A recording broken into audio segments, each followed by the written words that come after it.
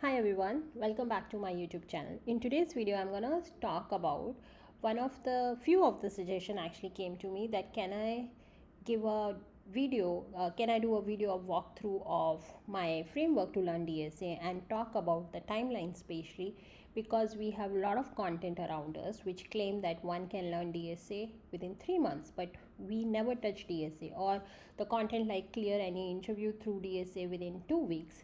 And I like this question because I myself have fallen to such content and clickbait titles. So I really wanted to talk about this. Now, before I move ahead, I want to thanks to each and everyone for supporting my content and sharing within your network and with your friend. It means a lot to me. Also, there was feedback on the audio of my video that this is pretty low. I have already ordered the hardware, so I hope in the future videos the audio issue would be resolved. So let's start. In today's video, I'm gonna divide this video into two parts. The first part, I am gonna talk about my framework of learning DSA, and the second part, I'm gonna talk about the timelines. But before that, a little bit of history plus a disclaimer. The disclaimer is, if you are already an expert or already you know DSA, then this video is not for you. This video is only for those people who are very new in DSA, or basically the people who are like me, who never touched DSA in their life, who are front-end developers. They have worked in JavaScript and they believe strongly that they can learn any new skill only in their own speed, and they need a lot of time. Lot of people call us slow learner, but I don't call myself slow learner. I call myself a picky learner who wants to get the all the basics clear before I move ahead. So if you are an expert, already know DSA, and you do not fit in this criteria, then this video is not for you. Okay, so now little bit of history. I have tried DSA and every paid free content available in the industry a lot of time. But what used to happen, I used to start with the full motivation. I used to study for a week, and then what used to happen, that because of the work commitment or something, I used to take a break, and then after few months or week, when I used to restart, I have to restart from the step 0 because I forgot everything. And this cycle used to keep going. 2 times I took the lead code subscription, but I was not able to do my 100%. I felt overwhelmed, so I have to stop it.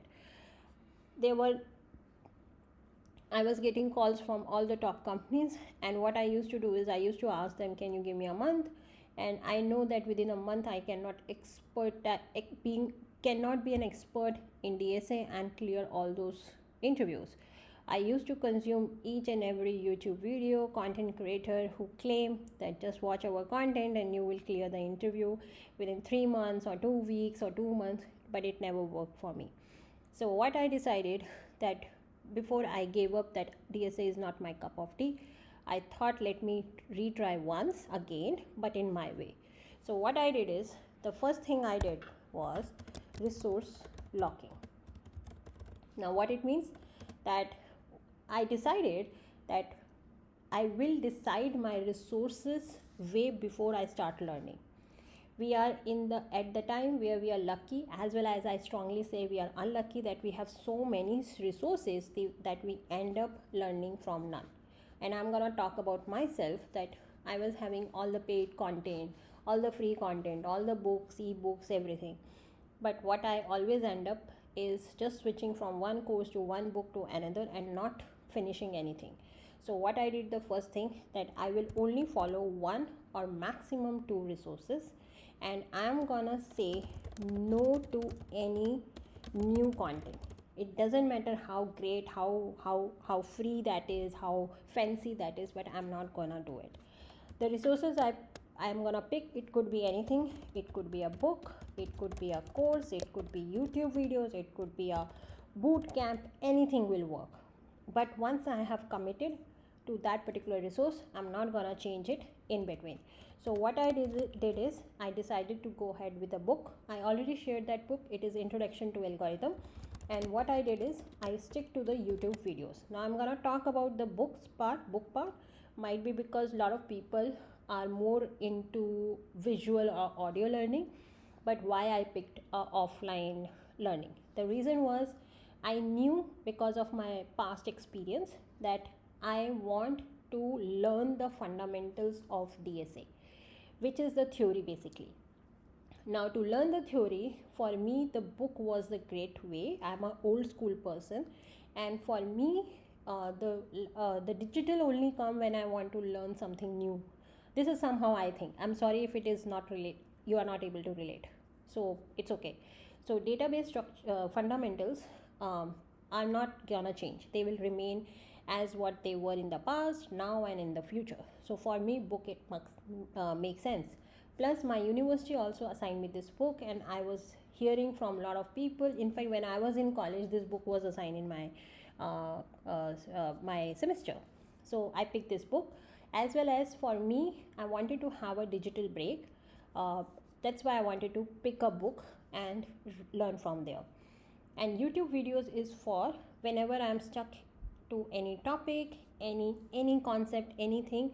I used to go on YouTube and search for that particular topic and watch the videos. I was not following any particular content creator or anyone. It was only based on the where I'm stuck, that concept I used to search. So this is how I started. Now the next thing was time. Now, based on my past experience, I knew that if I will say that over the weekend I will finish linked list or trees, for a weekend I will sit, but then there will be a long break, and when I will come back again to the DSA, I have to start from the scratch, and which was very annoying. So I knew that I need to have consistency. So instead of overcommitting, do not overcommit, but look for the consistency, so that at least every day I'm adding some value or knowledge to my DSA knowledge. So what I decided is 30 minutes to 1 hour I will sit daily. Now the thing here is, I knew that at least 30 minutes I can sit and read a book. So for me it's very feasible. There won't be any excuse that, oh, there's a, I'm stuck in a feature, or I'm busy in something. 30 minutes I can get out of my daily schedule.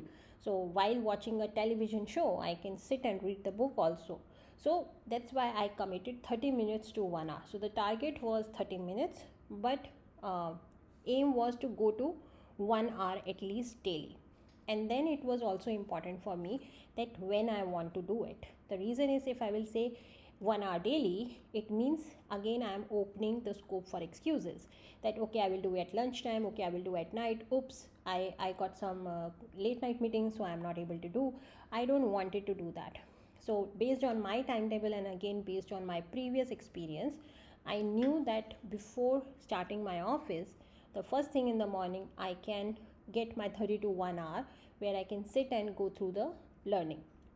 So this is what I decided, that my morning time, every morning I'm gonna do this first thing in the morning. Now my goal was not to do something in 3 months or 6 months. The reason I'm gonna explain you, because I learned from my past that DSA is not something I can do it in 3 months as a fresher, for sure. So that's why for me, the time here, this 1 hour, I was not pushing for 2 hours or 3 hours. For me, the most important thing was having the consistency and daily do this DSA work. Now the next thing is the most important, which is learning. Now in learning, when you will start DSA, like when I started DSA, I know that there is a very good theory part, and then once you are done with the theory, then you will move to the hands-on, and this theory needs to be done. If for me at least, it was very important that if I doesn't know the fundamentals of data structure algorithms, I won't be able to do hands-on. So the first thing you need to know is why and what DSA. This is a theory part. This is a very small theory. And why this is important? This is important because as a front-end developer, we hate DSA, because we say that DSA will not get used in our day-to-day work. But when you will get into the why and what of DSA, you will start appreciating it, because it helps in your programming skills. So that's why this is the first step for me to understand this part. Then the next was the time. and space complexity. Now this is theory plus hands-on also. Now here, whenever we write any code in our front end, how we can prove that this is the best code we have written. Same with the DSA. Whenever you are writing a program, any line of code, you have to prove that this is the best. Time and space complexity actually explain how to calculate that your program, your code is the best or doing well. So this is very important. When you will go for the interviews also, they are gonna ask you, can you calculate the time and space complexity of it, and how can you optimize it? So this is a very important, and you need to do hands-on on this. So if you are putting your 1 hour daily, you at least a week you will put here, because first day you will understand what is time and space complexity. Second day I went through few example. Then rest of the 3 days I was just doing practice, taking some example and finding the time complexity of that. And also there are different space complexity, time complexity, so you need to go through all that. So a week or so is important, it will go there. And then once you are done with this, then come the most biggest topic, DSA fundamentals. Now here please excuse the spelling mistakes. So in DSA fundamentals, you will go through that what are the different DS, what are their uses, pros, their cons, even their time and space complexity, and also use cases. So I went all these things. The reason is because for me it was very important to understand that whichever data structure I am picking, where they are fitting in my front end journey also. Like for example, I spent a very good amount of time to understand trees, graphs, how they fit, where they fit, are there any use cases in the front end so that I can relate to that, their pros, their cons. And they are very important also, because many time in the interviews you might start with such type of questions, that will you use trees here or will you use graph, why you will use trees, why you will use graph, if you will use linked list or array. So anything could be asked. So this is a very important topic, and this is all theory. So this would be your theory, and you need to spend a good time here. Once that is done, then you need to start understanding that how to create any data structure, how to add any value in that, how to delete the value, how to update the value, how to find or basically traverse that particular data structure. Now this is a whole hands-on. This is a hands-on one. And here what I did is I started with pseudocode. So need to understand what is pseudocode, why this is important. The book which I told you, Introduction to Algorithm, in that the pseudocode is already mentioned that how to do all this. And then once I'm done with the pseudocode, then I used to write the code in JavaScript of that pseudocode, take the test data to validate if my code is working well or not, and at the end I used to take the code to the editor just to get the validation if my code is working or not. So pseudocode, code, and test data, this all I used to do on pen and paper with pen and paper. Sorry. The reason of doing with on paper is because to get more comfortable and confident with the writing of the code and solving the problem solving, basically thinking logically. And when you go for the interview, a lot of company doesn't provide you the editors with hinting or highlighting and auto suggestion. At that time this practice come very handy. There were times when I actually blank out during machine rounds because I was not comfortable in doing live coding. But after doing this code on paper, I get very, very comfortable. In fact, now if I look at the code on the paper, I can identify where the mistakes are, like syntax mistakes, how the code is getting, how the code flow is, and all that. So my programming skills improved because I actually practiced on the paper. And also there is one thing which is logical thinking. I will come to this in a while because this is also important. Now let's talk about the timeline. Now if you will see here, you are gonna spend a lot of time, because based on your how good your speed in learning, understanding, it will vary. For me, there were times when I have to go back again on the same topic 3 to 4 times because I was forgetting, for example, how to traverse a double linked list, or how to delete, or how to create a graph. And also as the data structure get complex, so you have linear and non-linear. Like for example, in trees and graphs, you have different type of graphs, different type of trees, and then the same thing you have to do again. So basically this particular area is very vast, and you will be spending a lot of time here. I did the same. But the benefit of doing that is that your DSA fundamentals will be very clear. After this, what will happen? You can very easily explain or understand and visualize trees, graph, all the data structures. Okay, now you must be thinking that this is fine, but when we are doing the lead code problem, so instead of saying lead code, I will say problem solving. Now the thing here is, it's not important that how many problems you have solved, 600, 800, 900. Important is to have your fundamentals strong. Just think like when we were in school and we are learning addition, or basically just think about algebra. When we were learning algebra, we used to learn the fundamentals of algebra rather than doing 600 or 800 questions. Same you can implement here also.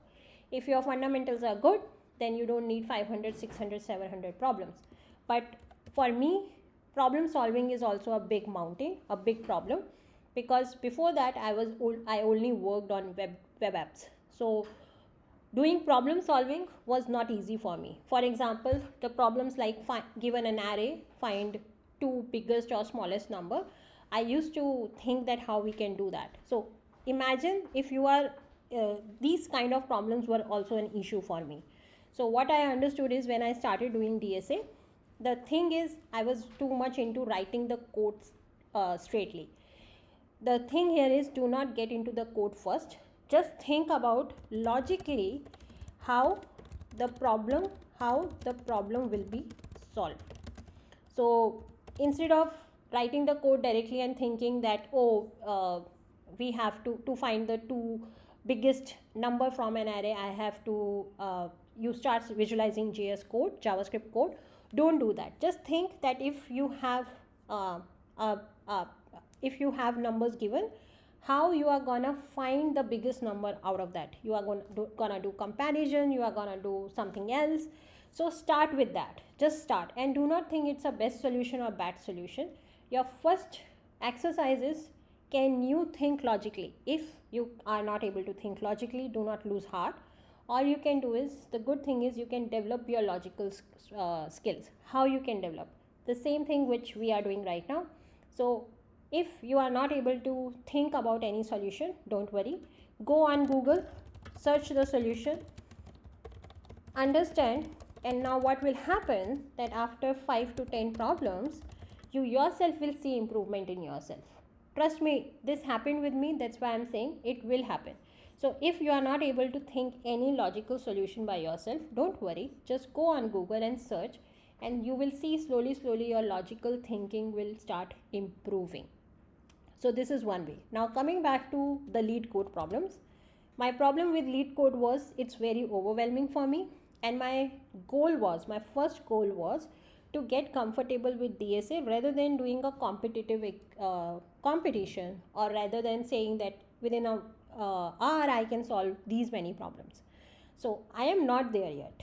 So for what I did is, while I was doing DSA fundamentals, after few data structures were done, I started searching 10 easy problems on graphs, and I started solving them. Now when I was doing this particular part came handy, because I don't know how to do that. My logical thinking is not good. So I went back on Google, I searched the solution, I understood that, and then what happened is, after 5 to 10 problems, I started seeing improvement in my logical thinking.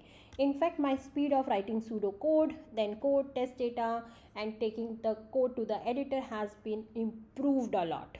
So All I did was just Google 10 easy problem, and then sometime I pick medium problems also. So this is how you can do. Don't worry about 500 problems.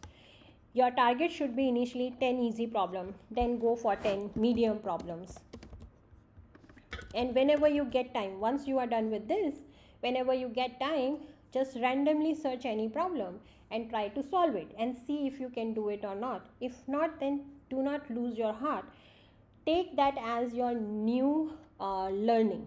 So this DSA fundamental learning and problem solving will come hand in hand for you. Now let's talk about the timelines, the second part of this video. The second part of this video timeline, if you can see by yourself, I already talked about this time and space complexity a week, but this DSA fundamentals will based on your own speed, learning and understanding. Also remember that if you have an interview after 2 months, just imagine how you are gonna learn all these things. It would be very hard with your full-time job and your studies and everything. So for me, I accepted this, that I have to give at least 9 months to a year to be pretty good with DSA, so that in future, when after doing all this, I can just pick any course or any 3 months of whatever they claim. Basically I can do the revision, so that whenever I am getting an interview call, I don't need to sit again and start from scratch. Then what will happen if I have done all this? All I need to do is just quickly go through the problem solving, just do a quick practice. That's it. Now, in short, timelines will depend upon your pace and how good you are able to understand and able to remember everything, because there will be time when you are gonna forget or you are gonna get confused also. So you have this task also to keep remember things. So it will depend on you. In my case, I was pretty open that I will take 9 months to a year. I don't have any hurry. I was in a good job, and my goal was not like that within a 3 months I'm getting a call or going for job change. So that's why I took this particular framework, which worked for me. Now, still, how you can say that you are good or you are ready or you are comfortable with DSA? So this is one of the tip my friend told me, that what you should do, because if you will see, we haven't done any time check here. The only time check I did here when I first time did, and after that when I was doing problem solving, I was able to see that how much I have improved. Also, you yourself will start feeling when you are gonna do the problem solving, that how much you are improving. So every 5 minutes improvement, or writing fastly your code, or less errors are coming when you are going from paper to editor, it is an achievement for you. Okay, so I will just share the first time when I wrote pseudocode, then code, and do on the paper I run the whole test data, the whole code flow. I was pretty confident, but when I transfer that code from paper to my editor, everything was wrong. So I felt very bad that okay, I was confident on the paper, but my editor it didn't work. But after few weeks, I saw that my code has been improved so much that when I'm writing on the paper and moving that to editor, there were very, very less bugs. So these kind of things were achievement for me, that I have improved this much. So yeah. Now coming to a tip which my friend told me, that if you want to, what should be your milestone check that you are fine with DSA. He told me that target 1 easy question and 2 medium questions in an hour, and then 2 medium question and 1 hard question in an hour. And here also his suggestion was 2 or 1. If you are taking 1 medium, then you should have 1 easy also. So this was the criteria he gave me, that if you are able to do, then this is pretty good. So yeah, so this was my framework, how I did DSA, and I'm still doing it. And the timing, again, I would say it will depend upon you. I had a lot of failed attempt in the past to keep learning DSA, but this time I was very, I was very focused, and I was not in hurry to find a new job. I was in a very comfortable position, so I can give time. I can do this much for sure. And again, I will repeat the same thing. If you are gonna look DSA as an interview skill, definitely you won't be able to give your 100%, because then you will think that it is only to clear an interview. But if you will see the positive impact, as I told you, your programming skills will improve, your confidence will improve, your logical thinking will improve, which is very essential for the developers, then you are gonna enjoy this journey. Cool. Thank you. I hope you like this video. If you have any question, any suggestion, please let me know in the comment section, and I would be happy to help you. Take care. Bye.